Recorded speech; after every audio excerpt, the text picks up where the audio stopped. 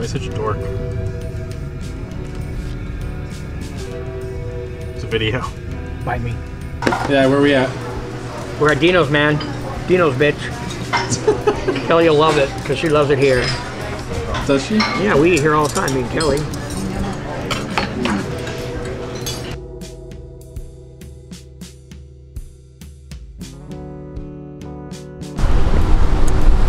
So my dad and I just had brunch at Dino's.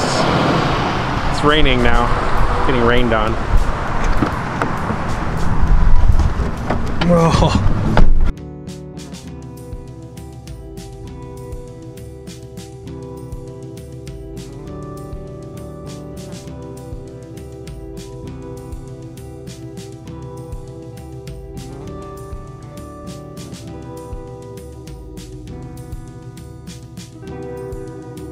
Hey, what's up, Mike? Hey, what's happening, Ray? You, Mike? Hey, doing good, Ray. Happy New Year. See you, man. Happy New Year, Ray. All right, man. Okay, so this is Ray. Ray's gonna fix my truck again, right? Yes. Let's go look at it. That Karen? There it is. My broken truck.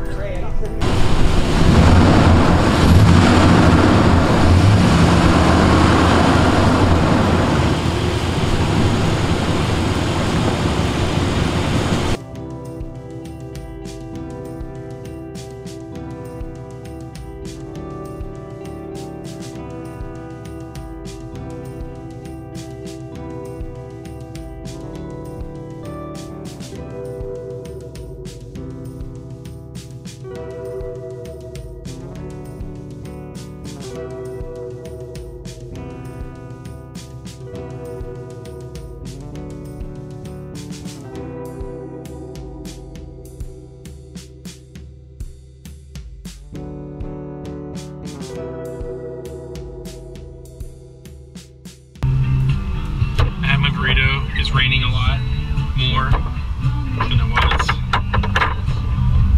I took photos for my friend's wedding in, I want to say August of 2017, or it must have been 2016 maybe. It was a couple years ago. So I took a roll of, I believe it was Velvia or Provia. I don't know any of the facts apparently about this roll that I shot, when it was and what it was of, but it's slide film.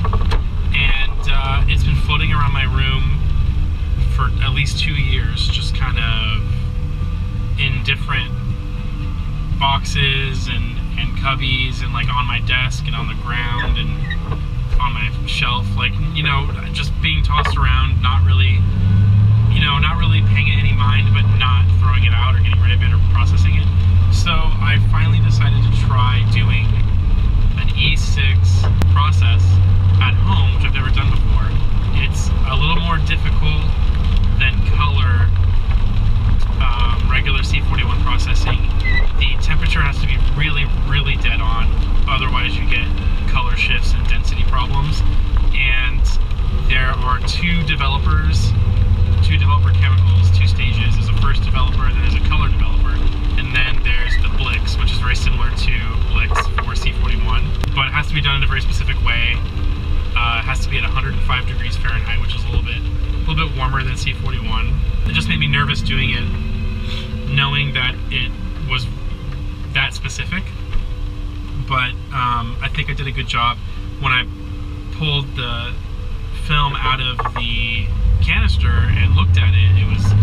It looked amazing. There were such great colors, and you know, it just looked magical. So I've been letting that dry. It's been about 24 hours. It should be good to go. I'm going to sleeve it and scan them when I get home, and we're going to take a look at the negatives and the scans and see how I did. I would have shot that roll on my Pentax 6.7, so that means that I would have metered the scene for these photographs with the metered prism on my Pentax. So this might actually be testament to how good that meter is, since slide film needs to be metered really, really dead on in order to get all of the highlights and shadows exposed properly, as color reversal or slide film doesn't have the latitude that C41 films do, because I love that system. I love the prism on that camera. I really miss mine. That reminds me, so this week I'm going to email my friend who I sold my Pentax 672 and ask him if he's willing to give it up and sell it back to me. Maybe he would be down. We'll see. I'm actually really excited to scan this film, because I decided when I bought that E6 processing kit, the chemicals, that I was going to start shooting more slide film for projects, because I've seen some really beautiful stuff shot on slide film, and a lot of fashion and magazine photographers used to use slide film a lot.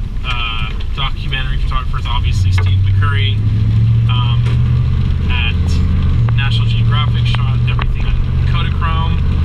I have my first roll of Ektachrome. I have 2 rolls of Ektachrome that I got to try.